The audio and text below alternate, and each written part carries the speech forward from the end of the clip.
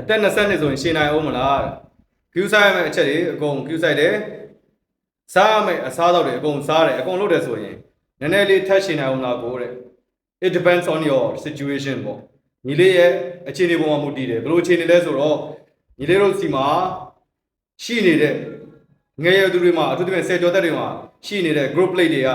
မပိတ်သေးဘူးဆိုရင်ထပ်ပြီးရှင်းနိုင်သေးတယ်များသောအားဖြင့်18နဲ့20ကြားမှာ group plate တွေပိတ်သွားပြီဖြစ်တယ်ဒါပေမဲ့ညီလေးတို့ group plate တွေကပိတ်တာနောက်ကျခဲ့တယ်ဆိုရင်ရှင်းနိုင်သေးတယ်နောက်တစ်ချက်ကတော့ spinal disc လို့ခေါ်တဲ့အယိုးကြားမှာရှိတဲ့အယွတ်ပြားလေးတွေဆက်ပြီးတိုးလာနိုင်သေးတယ်ပေါ့နော်ငယ်ရွယ်သူတွေမှာအဲ့ဒီ spinal disc ပြားလေးတွေကဆက်ပြီးတိုးလာနိုင်သေးတဲ့အတွက်အရက်ရှည်စေနိုင်တယ်အဓိကလောက်ရမယ့်အချက်ကပြောခဲ့တဲ့ဗီဒီယိုမှာလိုပဲ nutrition ဆိုတဲ့အစားအသောက်တွေယူဆိုင်ရမယ် sleeping hour sleeping time အဲ့ချိန်တွေယူဆိုင်ရမယ်နောက်ဆုံးတစ်ချက်အရေးကြီးတာကတော့ကိုယ့်ရဲ့မိဘမျိုးရိုးအရက်ရှည်တာပေါ့အဲ့ဒီပုံမှာမူတည်ပြီးတော့ group plate ကလည်းမပိတ်ခဲ့သေးဘူးဆိုရင်တော့ရှည်ကောင်းရှည်နိုင်ပါတယ်ဒါပေမဲ့များသောအားဖြင့်